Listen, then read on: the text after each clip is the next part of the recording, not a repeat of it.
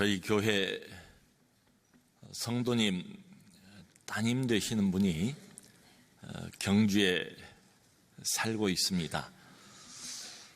말씀을 들으니까 12일 날 지진이 나던 때는 마침 서울 친정집에 와 있었대요. 그래서 안심을 하고 그 이후에 내려갔는데 며칠 있다가 또 지진이 발생을 했습니다. 그래서 몹시 불안해한다 말씀을 들었습니다. 경주에 사신 분들은 또 인근에 사신 분들은 말할 것도 없고 아마 전 국민이 다 전례 없는 이런 지진 소식에 놀라기도 하고 많이 불안해하고 계시는 것 아닌가 짐작을 해봅니다. 그 성경에도 예수님께서 지진에 관해서 말씀을 하실 때 지진과 기근과 전쟁을 늘 종말이 가까이 다가온 징조로 말씀을 하셨어요. 또 재림하고 관련해서 하나의 징조로 말씀을 하십니다. 그래서 특별히 믿는 우리 하나님의 백성들에게 이 일을 통해서 주님께서 주고 싶어하는 이런 교훈이 있지 않은가 이런 생각을 해보게 됩니다. 그러면서 비유적이긴 하지만은 우리 인생에도 이와 같은 대지진을 경험하는 경우가 가끔 있지 않은가 생각을 해보았습니다. 바로 사울이란 청년에게는 다메섹에서 그 일이 일어났습니다. 빛보다 더 밝은 예수 그리스도를 정면으로 만났습니다. 그리고는 그의 인생이 완전히 180도로 바꿔지게 됐지요. 그야말로 영적인 대지진이 그 영혼 안에 일어나게 된 거지요.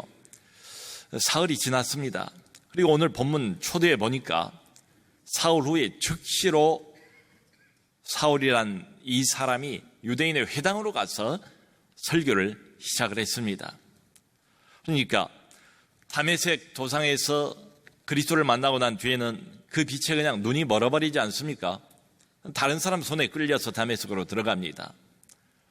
아무것도 보지 못하고 또 먹지 못한 상태에서 사흘 동안 금식하면서 전적으로 하나님 앞에 매달리지 않습니까?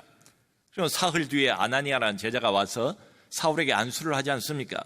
그랬더니 그 눈에서 비늘 같은 것이 떨어져서 다시 보게 되고 음식을 먹고 기력을 회복하자마자 즉시로 옵니다. 사흘 후에 유대인의 회당에 나타나서 복음을 전하기 시작하는 모습을 성경은 기록하고 있습니다. 원래 다메섹에 왔을 때는 이 회당을 거점으로 삼아서 예수쟁이들을 잡아다가 예루살렘으로 끌고 가려고 생각을 했죠. 그런데 이제는 이 회당이 복음을 전하는 복음의 근거지가 복음의 거점이 되어버린 겁니다. 여러분, 회당이라는 장소가 어떤 장소입니까? 유대인들의 본산지 아닙니까? 모두 다 율법을 추종하고 있는 사람들이 모여있는 한 복판으로 바울이 들어가서 복음을 외치기 시작하는 이 장면을 성경은 그리고 있습니다. 뭐라고 입을 열어서 선언하는가 하면 20절에 보니까 예수는 하나님의 아들이라는 것을 증거를 했대요. 이 이야기를 듣고 모든 사람들이 다 놀랐답니다. 뭐 놀라지 않겠습니까? 사흘 전과는 너무 다르니까요. 이미 이 사람이 무슨 일을 하러 왔는가 다 알려져 있는 것 아닙니까? 그래서 서로 수군거리면서 하는 말이 이 사람이 예루살렘에서도 이 이름을 부르는 자들을 잔멸하던 자가 아니냐. 여기 다메섹에 온 이유도 이 사람들을 잡아서 대제사장들에게 끌고 가기 위한 목적으로 오지 않았는가.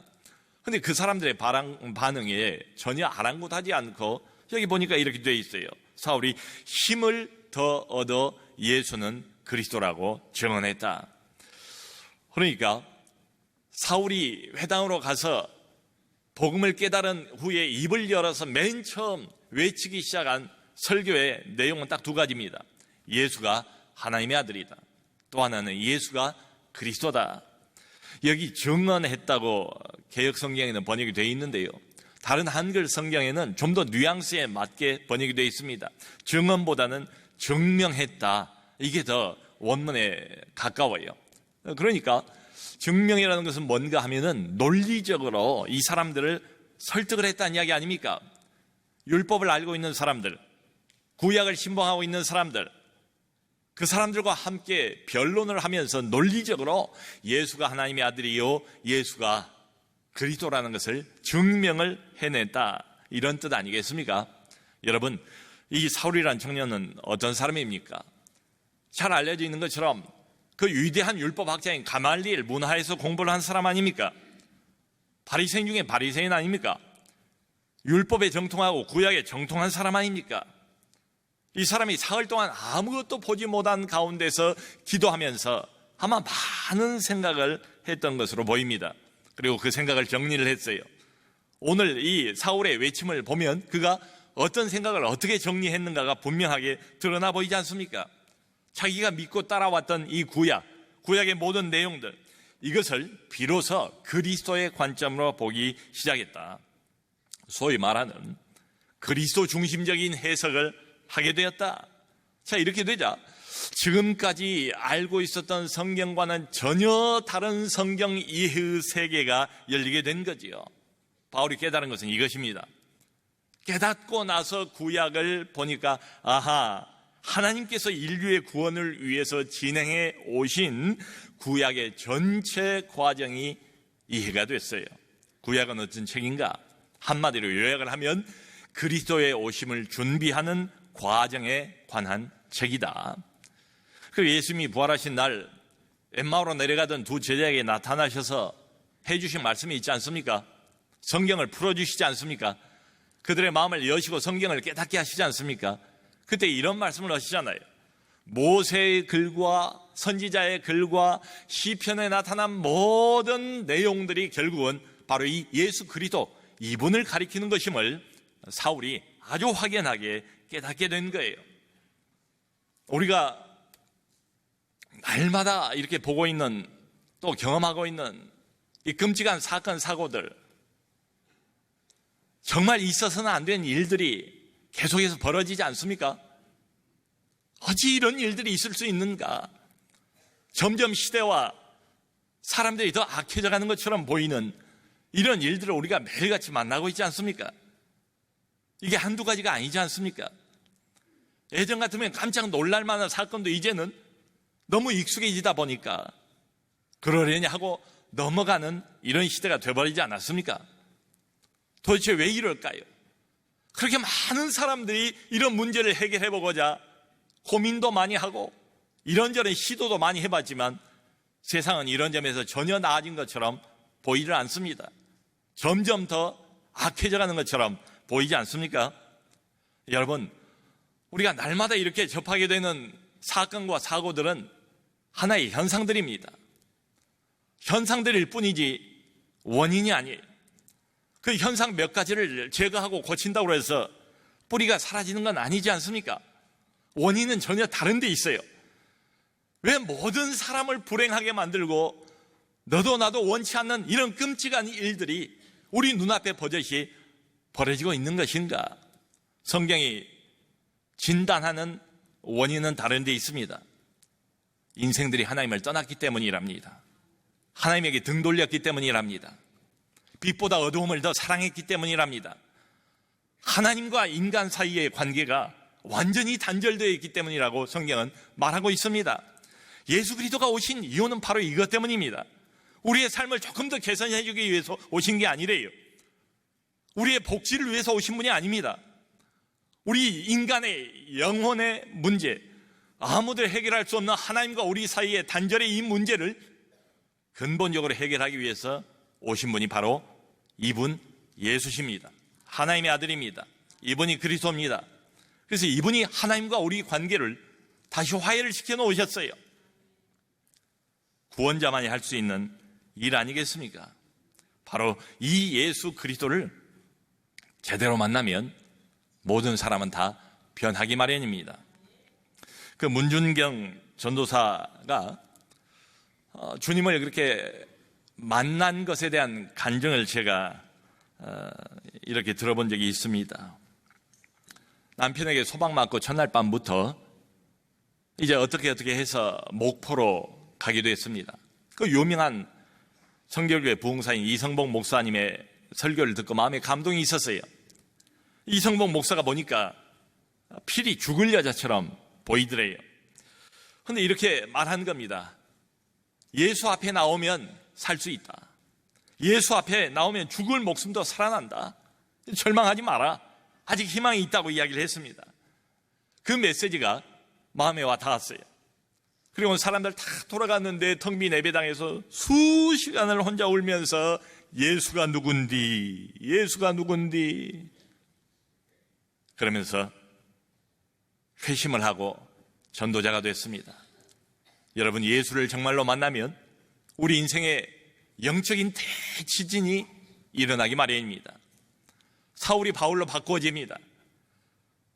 사마리아 여자가 전도자가 되지 않습니까? 인생이 달라질 수 있는 유일한 길, 바로 여기에 있습니다. 여러분, 그래서 가장 중요한 변화가 있다면 예수가 누군지, 예수가 누군가에 대한 내 자신의 인식의 변화, 이게 가장 중요해요. 교회를 나오면서 행동이 바꿔질 필요가 있죠. 생활 습관이 또 바꿔질 필요가 있지 않습니까? 근데 그건 나중에 나오는 이야기입니다. 이것부터 이렇게 묻기 시작하면 자신의 구원이 의심이 돼요. 내가 정말로 구원받은 사람인가? 생활의 변화, 삶의 변화, 습관의 변화, 행동의 변화 반드시 있어야 되지만 이것부터 묻기 시작하고 따지기 시작하면 자기 자신에 대해서 실망할 수밖에 없습니다. 여러분, 성경이 모든 인생들을 향하여 맨 먼저 외치는 내용은 딱 한 가지입니다. 신구약 성경 66권을 다 압축하고 엑기스로 딱 한 구절로 요약을 하면 바로 마가복음 1장 1절이 될 겁니다. 마가복음의 맨 서두, 하나님의 아들 예수 그리스도의 복음의 시작이라. 아멘. 하나님의 아들이래요. 예수 그리스도래요. 그리고 복음의 시작이랍니다. 새로운 시대가 열렸대요. 지금까지는 어둠이었대요. 수많은 사람들이 와서 인류를 구원하려고 이 소리 저 소리, 이런 소리, 이런 시도 저런 시도를 해봤습니다. 근데 아니래요. 하나님이 한 분을 준비하셨대요. 이분이 그리스도래요. 이분이 인류와 세상을 구원할 유일한 분이래요. 하나님의 아들 예수 그리스도의 복음의 시작이라. 이제는 은혜의 시대가 열렸다고 선언하지 않습니까? 그러므로 누구든지 예수의 이름을 진심으로 부르기만 부르면 구원을 얻을 수 있는 이런 시대가 되었습니다. 정직하게 성경을 바라보면 예수 믿고 난 다음에 우리가 경험하는 게 뭡니까? 예수 믿고 난 다음에 좁은 길 가야 되고 십자가 져야 되고 세상 사람들로부터 미움을 받을 것이고, 오히려 예수가 누군가를 제대로 알고 제대로 믿고 그리고 그것을 전하기까지 하면 오히려 반대다. 마귀가 가만두지 않는다. 그래서 바울을 죽이려고 합니다. 아주 본격적으로요. 작심하고 말이죠. 예수가 하나님의 아들이요 예수가 그리스도라는 것을 전하는 이 바울을 유대인들이 죽이려고 애를 썼대요.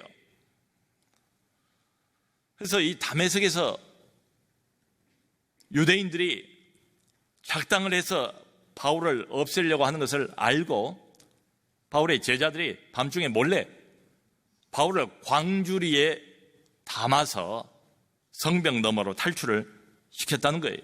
고린도후서 11장을 보면 바울 스스로 그런 간증을 하지 않습니까? 아레다 왕의 방백이 나를 잡으려고 성벽을 지키고 있었대요. 그래서 몰래 광주리 타고 내가 도망갔다. 참 수치스럽지만 이런 간증을 하고 있어요. 그래서 바울은 아라비아 광야로 간 것으로 알려져 있습니다. 거기서 3년을 머물러 있었어요. 그러면서 하나님이 주시는 온갖 계시를 다 받았습니다. 이 계시가 얼마나 많았는지요. 너무 교만해지지 않게 하시려고 오히려 바울의 육체 속에 가시를 두셨다. 이렇게까지 고백할 정도니까 말이죠. 그리고 3년 뒤에 예루살렘을 방문하게 되었습니다. 그러니까 3년 전에 예루살렘을 떠날 때는 다메섹에 살고 있는 예수쟁이들을 붙잡으러 가지 않았습니까? 그리고 회심을 하고 난 뒤에 3년 만에 처음으로 예루살렘을 방문하게 됐어요. 왜 왔는가? 목적은 26절을 보니까 제자들을 사귀고자 왔대요. 12사도들하고도 좀 만나서 교제를 하고 주님의 교회의 공동체 멤버들도 만나고 제자들도 만나서 순수히 교제할 목적으로 예루살렘을 방문을 했대요. 여러분, 참 흥미로운 것은 바울이 복음에 대해서 아직도 좀 미진한 게 있어서 더 알고 싶어서 복음의 수장들인 사도들을 만나러 왔다, 이런 얘기가 아니에요. 복음에 관해서 더 배우고 싶어서 예루살렘에 찾아와 복음의 스승인 사도들을 만나려고 했다, 이런 얘기가 전혀 아닙니다. 이미 복음이 무엇인가를 알고 있는 사람, 이미 복음을 힘있게 전하기 시작하는 그런 사람이었습니다. 하나님의 사람으로 이방인의 사도로 돌아온 거예요. 그런데 예루살렘 교회가 바울을 받아주지를 않아요. 워낙 악명이 높았던 사람이라 그럴만도 하지요. 의심의 눈초리로 바라봅니다. 혹시 이러다가 또 무슨 탈 나는 것 아닌가 여전히 두려워하고 있습니다. 그런데 바나바라는 사람이 중간 역할을 해줘요. 바나바는 그 이름 자체가 위로자 아닙니까? 나중에 바울과 컴비가 되어서 이방 선교에 동참하는 사람 아닙니까? 이 바나바가 바울을 도와줍니다. 사도들과 예루살렘 교회에 바울을 소개를 해줘요. 어떤 사람인가를 설명을 해줍니다. 바울이 어떻게 다메섹에서 그리스도를 만난 일을 이야기를 해주고, 그리고 그리스도가 무슨 지시를 사울에게 했는가도 이야기를 해주고, 더 결정적인 것은 다메섹에서 깨달은 뒤에 이 사울이 어떤 일을 했는가, 예수의 이름으로 얼마나 담대하게 선포하고 설교했는가를 옆에서 증인처럼 이야기를 해줍니다. 바로 예수는 하나님의 아들이요, 예수는 그리스도라는 것을 가감없이 얼마나 힘있게 뒤로 물러나지 않고 담대하게 다메섹 회당에서 바울이 전했는가, 이것을 이야기를 해줬습니다. 그 말을 듣고 그때야 비로소 예루살렘의 제자들이 바울을 받아줍니다. 같은 교회 공동체의 일원으로 인정해 줍니다. 그리고 바로 이어서 나오는 표현이 이겁니다. 제자들과 함께 있어. 그 이후로는 제자들과 함께 지내고 교제하고 예루살렘을 출입하면서 역시 또 복음을 전했습니다. 자, 그러자 예루살렘에 있던 이 헬라파 유대인들이 또 바울을 가만두질 않습니다. 바울이 계속해서 헬라파 유대인들하고 변론을 했대요. 근데 이 헬라파 유대인들이 못 당하는 거예요. 바울은 구약에도 정통하지요, 율법에도 정통하지요, 그리고 하나님의 은혜에도 정통하지요. 예수가 어떤 사람인가를 조목조목 짚어가면서 구약에 근거해서 변론을 하는데 도무지 이길 수가 없어요. 그런데 마음은 닫혀 있습니다. 바울의 말을 따르고 싶진 않아요. 반감을 갖습니다. 결국은 죽일 결심을 하지요. 헬라파 유대인들이 스데반을 죽이려고 하는 것처럼 이번에는 바울을 죽이려고 하는 겁니다. 그런데 그걸 알고 형제들이 바울을 미리 빼서 가이사라로 데리고 갔다가 사울의 고향인 다소로 보냈다고 되어 있습니다. 여러분, 이 일을 누가 했다고요? 과거에는 원수였던 사람들이, 이제는 형제인 사람들이 바울을 도와줬대요. 왜 형제가 되지요? 간단하지요. 왜요? 예수가 하나님의 아들, 예수가 그리스도라는 것을 같이 고백한 사람들 아닙니까? 같은 믿음을 가지고 있지 않습니까? 그러면 너도 나도 다른 조건 필요 없어요. 다 형제인 거예요. 동지의식을 가져야지요. 손을 잡고 함께 연합전선을 펴야 됩니다. 하나님의 나라를 위해서 말이지요. 여러분, 고린도전서 9장을 보면 바울이 언뜻 이해하기 어려운 이야기를 이렇게 합니다. 자신이 유대인을 만나면 유대인처럼 처신을 했고 헬라인을 만나면 헬라인처럼 처신을 했대요. 율법이 있는 자 앞에서는 율법이 있는 자처럼 행동을 하고 율법 없는 자 앞에서는 마치 율법 없는 사람처럼 그렇게 자기가 행동을 했대요. 그러면 그렇게 말할 때 바울이 기회주의자이겠습니까? 카멜레온처럼 자신의 이득을 위해서 이럴 땐 이렇게 저럴 땐 저렇게 그때그때마다 자기를 바꾸는 이런 상황주의자라는 뜻이겠습니까? 아니지요. 바울이 그렇게 한 이유를 스스로 고백하고 있지 않습니다.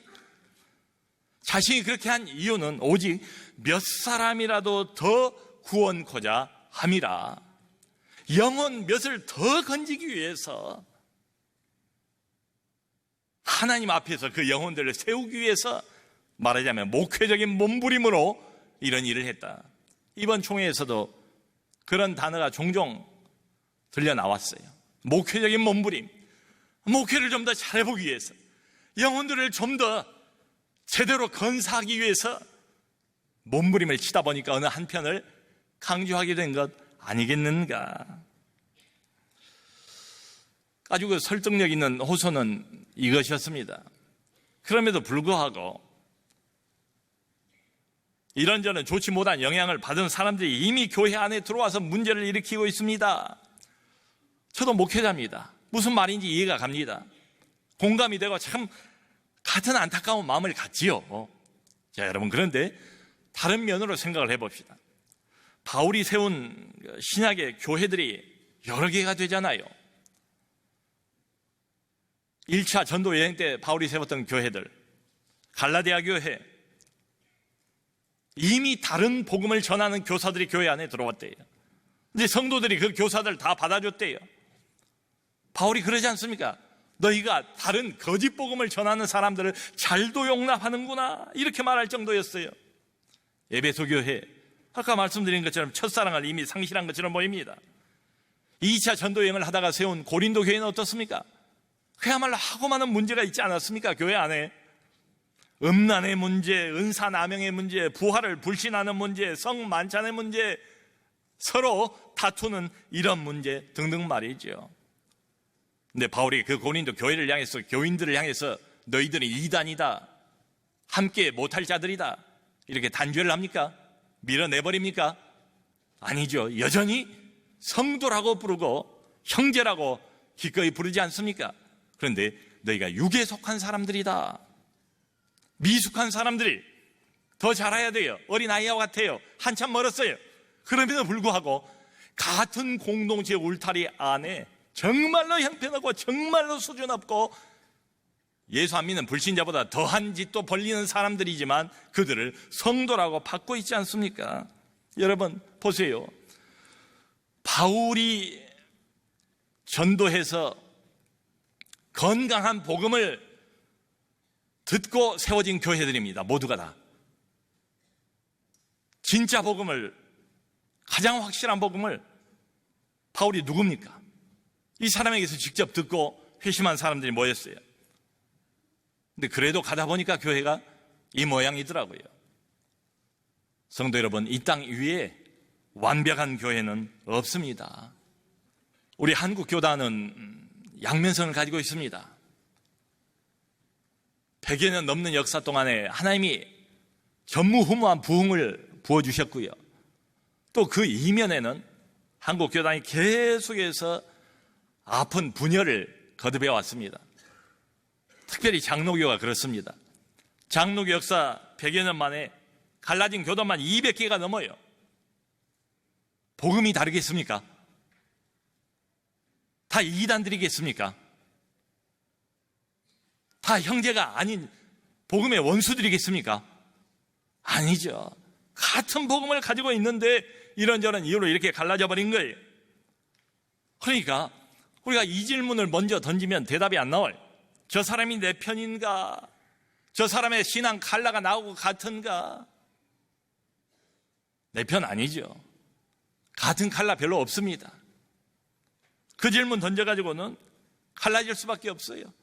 여러분, 우리가 같은 예수를 믿고 같은 하나님을 섬기고 같은 성경을 하나님 말씀으로 믿고 따라도 얼마나 많이 다릅니까?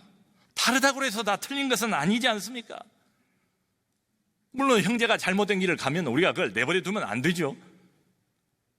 형제의 사랑을 가지고 가까이 다가가야죠. 교정을 해줘야죠. 다시 올바른 길로 올 수 있도록 최선을 다해야지요. 그럼에도 불구하고 조심해야 될 건 뭔가? 바리새 정신입니다. 나만 옳다는 바로 그 정신입니다.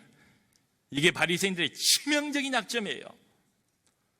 항상 이 바리새 정신에는 자기 반성이 없어요. 왜요?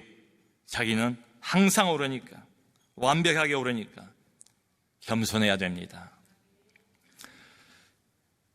그 세월호 사건이 터지고 났을 때 세월호를 잊지 말자는 표시로 많은 분들이 노란 리본을 달고 다녔습니다. 그 세월호 하면 그 상징이 노란 리본이었어요. 그런 것처럼 말이죠. 오늘 성경에 근거해서 생각을 해보니까 대답은 분명한 것처럼 보여요. 우리가 물어야 할 질문, 복음의 적인가, 복음의 동지인가? 내가 정죄해야 할 대상인가, 아니면 손을 맞잡아줘야 할 대상인가? 부족한 부분이 있고 아쉬운 부분이 있으면 가르쳐주고 이렇게 세워주고 함께 하나님 나라의 일을 위하여 협력해 나가야 할 그런 동지인가? 그걸 구별할 수 있는 기준은 딱 하나밖에 없습니다. 바로 사울이 사흘 이후에 깨닫고 목이 터져라고 죽을 때까지 외쳤던 그 동일한 복음의 진리 말이에요. 예수가 하나님의 아들이에요. 예수가 유일한 구원자예요. 그리스도예요. 그걸 믿는가? 그러면 형제입니다. 손을 잡아줘야 합니다.